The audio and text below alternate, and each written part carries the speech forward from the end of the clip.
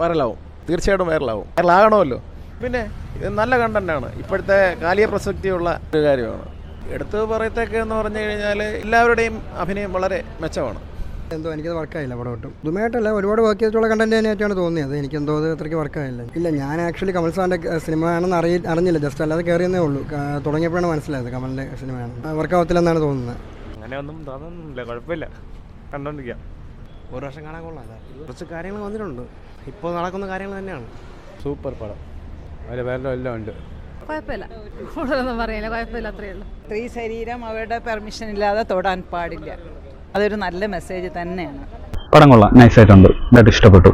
കമൽ സാറിന്റെ ഒരു ഇത് കാണുന്ന പറഞ്ഞാൽ നമ്മൾ പുള്ളിക്കാരൻ്റെ ഇങ്ങനത്തെ ഒരു ടൈറ്റിൽ ഒരു പടം വരുമെന്ന് നമ്മൾ ഒരിക്കലും പ്രതീക്ഷിച്ചില്ല. കാരണം അങ്ങനത്തെ പടങ്ങളെല്ലാം അത്യാവശ്യം നന്മ ആയിട്ടുള്ള പടങ്ങളാണ് കൂടുതൽ ചെയ്തിട്ടുള്ളത്. പക്ഷെ ഇങ്ങനത്തെ ഒരു രീതിക്ക് വരുമ്പോൾ ട്രെൻഡിനനുസരിച്ച് സഞ്ചരിക്കുന്ന ഒരു വ്യക്തിയായിട്ട് ഫീൽ ചെയ്തു. ഇപ്പോൾ സത്യം പറഞ്ഞാൽ തന്നെയാണ് ട്രെൻഡ് എന്ന് പറയാം. ഈ കാലത്തേക്ക് ഒരു മാറ്റം കൊണ്ടുവരാൻ ശ്രമിക്കുന്നുണ്ട്. കാരണം പുള്ളിക്കാരൻ്റെ ഒരു 4 വർഷത്തെ ഗ്യാപ്പിന് ശേഷമാണ് പുള്ളിക്കാരൻ വരുന്നത്. അത് നമുക്ക് അറിയാവുന്ന കാര്യമാണ്. പക്ഷേ ഇത് ആർക്കും അറിഞ്ഞൂടാ, അത് നമ്മളെ കമൽ സാറാണ് ഈ പടം ചെയ്തിരിക്കുന്നതെന്ന്. കാരണം പുള്ളിക്കാരൻ്റെ പടങ്ങളൊക്കെ ഒരു വേറെ രീതിക്കാണ് മുന്നോട്ട് കൊണ്ടുപോകാറുള്ളത്. ഇതിപ്പം ട്രെൻഡിനനുസരിച്ച് ചലിക്കുന്ന ഒരു പടമായിട്ട് തന്നെ വന്നിരിക്കുന്ന പടം. ഷൈൻ്റെ ഇന്റർവ്യൂ കണ്ട ഒരു ആവേശത്തിന് പുറത്ത് തന്നെ ചാടി വീണത് തന്നെ ഇതിൻ്റെ അകത്തോട്ടുണ്ട്, എങ്ങനെയാണെന്നൊന്ന് അറിയാൻ വേണ്ടി. അത്യാവശ്യം പുള്ളിക്കാരൻ നമുക്കറിയാലോ, പുള്ളിക്കാരൻ എന്തായിരിക്കും ആ സ്ക്രീനിൽ ചെയ്ത് വയ്ക്കുകയെന്ന് അത് കൃത്യമായിട്ട് ചെയ്തു വെച്ചിട്ടുണ്ട്. അത് എനിക്ക് ഏകദേശം അങ്ങനത്തെ ഒരു സംഭവം ആയിരിക്കും എന്നൊക്കെ വിചാരിച്ചു. ബട്ട് ആ രീതിക്കൊന്നും അല്ല സാധനം വന്നിരിക്കുന്നത്. ഇതൊരു വേറെ ടോപ്പിക്കാണ് സംസാരിക്കുന്നത്. ആ ടോപ്പിക്ക് പറഞ്ഞു കഴിഞ്ഞാൽ പടം കണ്ട പോലെ അവസ്ഥയാവും. പക്ഷെ എനിക്ക് എന്തായാലും ഒരുപാട് ഇഷ്ടപ്പെട്ടു. അത്യാവശ്യം ഒരു മെസ്സേജ് ഒക്കെ കൊടുക്കുന്നതാണ് പടം നൽകുന്നത്. തിരിച്ചു വരവിന് ഒരുങ്ങുന്നതെന്ന് പറയും. കാരണം എന്നാൽ ഇനിയിപ്പം ട്രെൻഡിനനുസരിച്ച് പോയാലേ മുന്നോട്ട് പോകാൻ കഴിയത്തുള്ളൂ. അല്ലാതെ പുള്ളിക്കാരൻ്റെ രീതിക്ക് പോയി കഴിഞ്ഞാൽ ഇപ്പോഴത്തെ ആൾക്കാർ അത് അംഗീകരിക്കത്തില്ല. ഇപ്പോഴത്തെ പയ്യന്മാർക്ക് എന്താണ് ആഗ്രഹം അതനുസരിച്ചുള്ള രീതിക്കുള്ള പടങ്ങൾ ചെയ്യാനേ പുള്ളിക്കാരനെ ആഗ്രഹിക്കുന്നുള്ളൂ. അതുകൊണ്ട് ആ ഒരു ട്രെൻഡിന് തന്നെ പോകുന്നു. പക്ഷെ അത് ചിലവർ അംഗീകരിക്കത്തില്ല.